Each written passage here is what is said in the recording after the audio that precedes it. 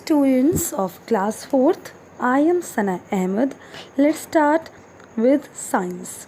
And today we will discuss about chapter 4, matter, solids, liquids and gases. In this chapter, we will learn about matter, that is solid, liquid and gas. Solution, that is solute and solvent. Change of state, separating substances from water. Kids, before I start this chapter, first look all around you. What do you observe? You are surrounded by so many stuff, right? So, all the things that we see and feel is matter. Let's know more about matter. Let's start reading the chapter. Chapter 4, matter, solids, liquids and gases. Matter. All the things that we see and feel are matter. Matter is defined as anything that occupies a space and has mass. The materials around us have different shapes and sizes. Some are hard while some are soft. Why do these materials have different shapes, sizes and appearance? Air is also a matter. We cannot see it but we can feel it. Kids, अपने आसपास देखिए और अपने आसपास से 10 चीज़ें count करिए जो आप देख सकते हैं. ये जो 10 चीज़ें हैं वो किस तरह दिखती हैं? ऑफ कोर्स ये हर एक चीज़ें एक दूसरे से डिफरेंट अपीयरेंस में होंगी. क्या आप उन्हें हाथों में होल्ड कर सकते हैं? क्या वो जो ऑब्जेक्ट्स हैं अपना शेप चेंज कर सकते हैं? तो क्या कुछ ऐसा भी है जो है लेकिन आप उसे देख नहीं सकते? तो किड्स, जो भी हम अपने आसपास देखते हैं या फील करते हैं, महसूस करते हैं, वो हर एक चीज़ मैटर होती है. मैटर मीन्स जो भी चीज़, कोई भी चीज़ जो अपने लिए जगह ऑक्यूपाई कर रही है और जिसका मास है, मीन्स वेट है, वो हर एक चीज़ मैटर होती है. आप अपने आसपास देखेंगे तो आप देखेंगे कि हर एक चीज़ एक दूसरे से साइज़ में और शेप्स में डिफरेंट है. कुछ चीज़ हार्ड है और वही कुछ चीज़ें सॉफ्ट हैं. सो किस द क्वेश्चन इज़ दिस कि जो मटेरियल्स हैं ये सारे मटेरियल्स डिफरेंट क्यों हैं शेप, साइज़ एंड अपीयरेंस में? मैं आपको बता दूं, एयर भी मैटर है. हाँ, yes I know we can see air लेकिन we can feel air, right? तो that is why air is also a matter. जितने भी मैटर्स होते हैं वो सब एक छोटे छोटे टाइनी पार्टिकल्स से मिलकर बने होते हैं. जैसे कि वॉल, जो आपकी वॉल है वो छोटे छोटे ब्रिक्स से मिलकर बनती है, राइट? जस्ट लाइक दैट हर एक मैटर छोटे छोटे टाइनी पार्टिकल्स से मिलकर बनता है. और इनका अरेंजमेंट किस तरीके से है, उस अरेंजमेंट की वजह से ही इनका अपीयरेंस, साइज़ और शेप डिफरेंट होता है. सो किड्स, इन्हीं पार्टिकल्स की अरेंजमेंट के बेसिस पे मैटर को 3 अलग अलग ग्रुप्स में कैटेगराइज किया गया हुआ है. What they are? That is solid, liquid and gases. Let's know more about solid, liquid and gases. States of matter. Solid. Particles in solid are packed closely. There is very little space between them. Wood, paper, glass and metal are examples of things that are solid. Solids cannot be compressed. Solid के जो particles होते हैं वो fully एकदम closely packed होते हैं और इस वजह से उनके बीच का जो स्पेस होता है बहुत ही कम होता है. और इसी वजह से हम देखते हैं कि सॉलिड एकदम रिजिड होते हैं. मतलब उन्हें अगर आप दबाएंगे, कंप्रेस करने की कोशिश करेंगे तो we will not be able to compress them. Example like wood, paper, glass, metal, ये सारे के सारे are the examples of solids हैं. Now liquid. Particles in liquid are packed loosely. There are spaces between the particles of liquids. A liquid has a fixed volume but no fixed space. It takes the shape of container in which it is kept. Unlike solid, liquid can be compressed. It can flow. Water, milk, oil are examples of matter in the liquid state. Kids, liquid के जो particles होते हैं वो loosely pack होते हैं और इस वजह से उनके बीच का स्पेस थोड़ा सा होता है। लिक्विड का फिक्स्ड वॉल्यूम होता है लेकिन कोई भी फिक्स शेप नहीं होता। इसी वजह से आपने देखा होगा जब हम लिक्विड को किसी एक कंटेनर में, किसी भी कंटेनर में जब हम फिल करते हैं तो क्या होता है, वो उसी कंटेनर का शेप ले लेता है। सॉलिड की तरह लिक्विड ऐसा नहीं कि कंप्रेस नहीं किया जा सकते, हम लिक्विड को कंप्रेस कर सकते हैं। लिक्विड की एक और कैरेक्टरिस्टिक ये है कि लिक्विड फ्लो कर सकता है, example like water, milk, oil. Now gas. Particles of gas are packed very loosely. The spaces between the molecules are huge as compared to the size of the molecules themselves. The particles of a gas are always moving freely. A gas does not have a fixed shape and volume. It occupies all the space available. In a closed container, a gas would spread out to fill the whole container. A gas would not stay in an open container for long. It will flow out of the container and spread all over the surrounding. Air and smoke are gases. Liquid and gases are together known as fluids. Gas के particles जो होते हैं वो बहुत ही ज़्यादा loose packed होते हैं और जिसकी वजह से इनके बीच का जो स्पेस होता है वो बहुत ही ज़्यादा होता है in the comparison of liquid and solid. और यही वजह है कि हम क्या गैसेस को उड़ता हुआ देखते हैं। ठीक है, गैस के पार्टिकल्स वो हमेशा एकदम फ्रीली होते हैं, वो कहीं भी कभी भी मूव कर सकते हैं।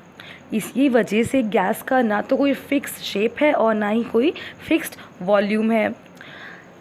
गैसेस भी जितना भी उनको स्पेस अवेलेबल होता है वो पूरा स्पेस वो ऑक्यूपाई कर लेते हैं। सपोज़ करिए आप किसी गैस को एक क्लोज कंटेनर में रखते हैं तो गैस क्या होगा, वो उस कंटेनर में प्रॉपरली एज टू बॉटम उस कंटेनर का गैस फिल हो जाएगा।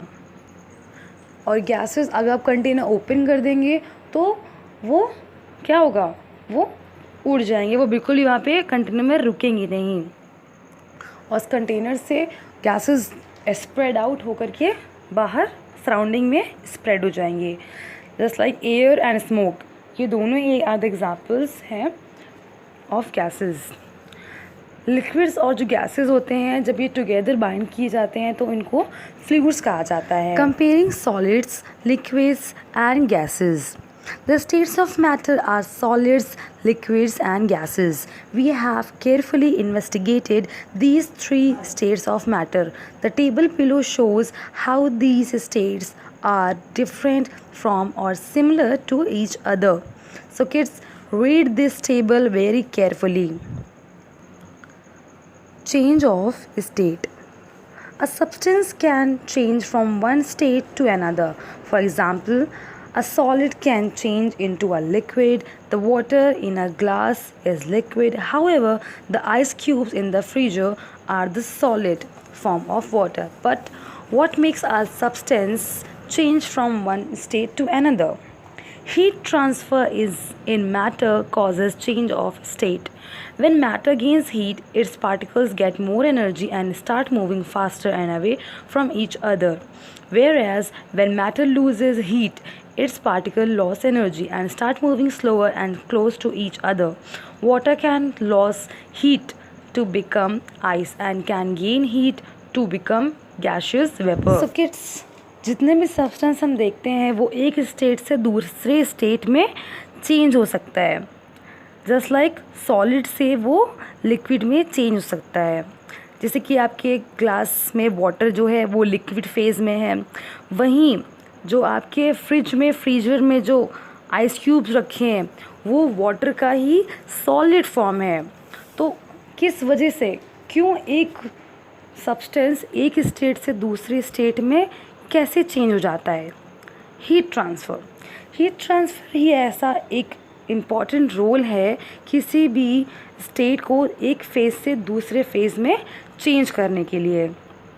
जब कोई मैटर जब कोई मैटर को जब आप हीट अप करते हैं तो उसके पार्टिकल्स जो होते हैं वो एनर्जी को एब्जॉर्ब करते हैं, एनर्जी गेन करते हैं, और इस वजह से वो बहुत ही तेज़ी से एक दूसरे को बाउंस करने लगते हैं, हिट करने लगते हैं, और इस हीटिंग के चक्कर में वो एक दूसरे से बहुत दूर हो जाते हैं, और जब दूर हो जाते हैं तो वो एक स्टेट से दूसरे में बदल जाते हैं। वहीं जब कोई मैटर अपनी एनर्जी लूज़ करता है तो क्या होता है, उसके पार्टिकल्स वो स्लोली मूव करना शुरू कर जाते हैं और फिर वो दोबारा क्लोज हो जाते हैं। तो इस तरीके से वाटर जब हीट लॉस करता है तो वो आइस में कन्वर्ट हो जाता है, और जब वही वाटर हीट गेन करता है तो वो गैशियस वेपर में कन्वर्ट हो जाता है। Freezing is the process by which a liquid turns into solid bye cooling. Freezing एक ऐसा प्रोसेस है जिसमें एक लिक्विड को सॉलिड में कन्वर्ट किया जाता है, वो भी कूल करके। Melting is the process by which a solid changes into liquid by heating. जब किसी सब्सटेंस को, यानी कि जब किसी सॉलिड सब्सटेंस को जब हीट अप करते हैं तो वो लिक्विड में चेंज हो जाता है, और इसी प्रोसेस को मेल्टिंग कहा जाता है। Evaporation is the process by which a liquid turns into gaseous vapor by heating। जब किसी लिक्विड को हीट अप किया जाता है तो वो गैशियस वेपर में कन्वर्ट हो जाता है, और इस प्रोसेस को एवेपोरेशन कहा जाता है। Condensation is the process by which gaseous vapour turns into liquid bye cooling. जब उसी गैशियस वेपर को कूल डाउन किया जाता है तो वो लिक्विड में कन्वर्ट हो जाता है, और इस प्रोसेस को कंडेंसेशन कहा जाता है। Solution, solute and solvent. Sometimes a solid mixes with a liquid and disappears after some time. The solid is said to have dissolved in the liquid.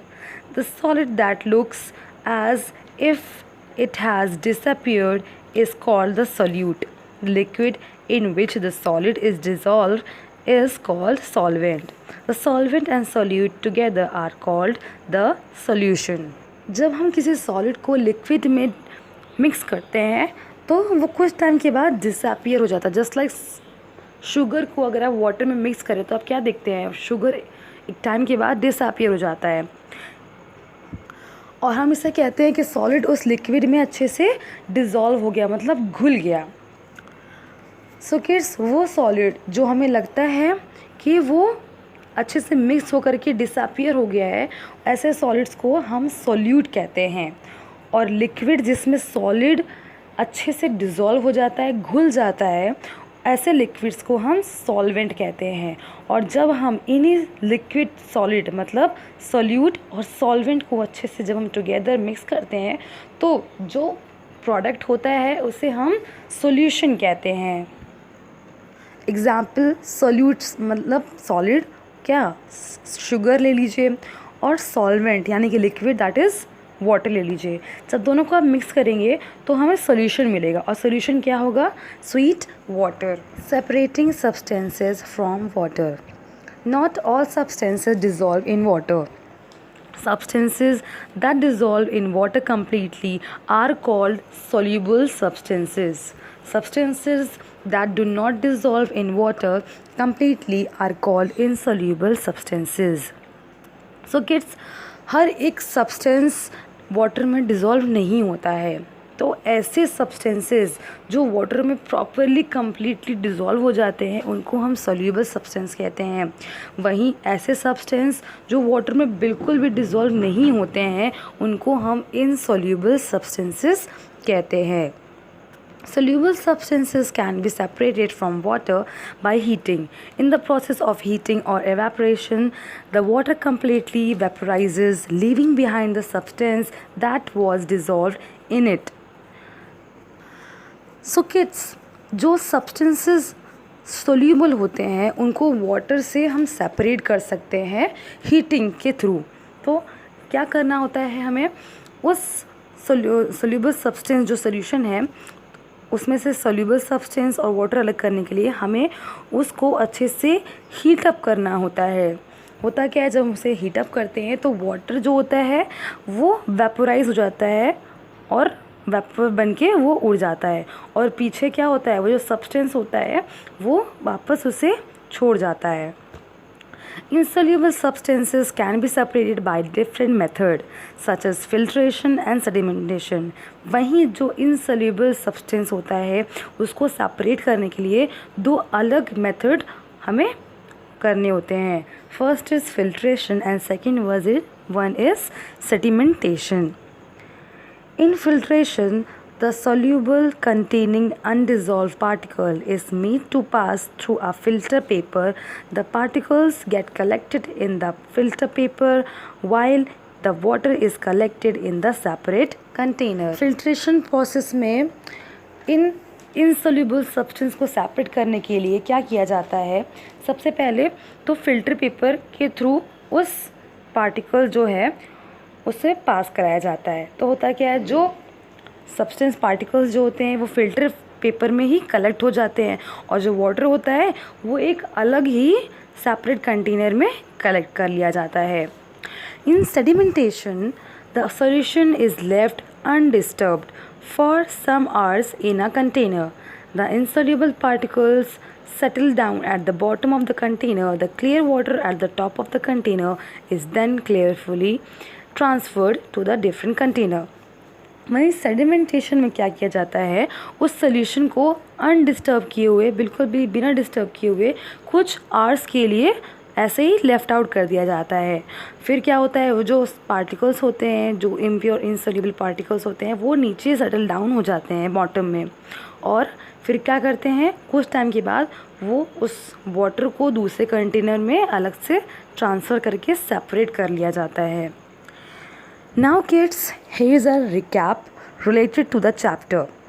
Read it very carefully. Now kids, your homework is that to read the chapter thoroughly through this video. Thank you for watching this video. We will meet again through videos. Till then, stay home, stay safe and study hard.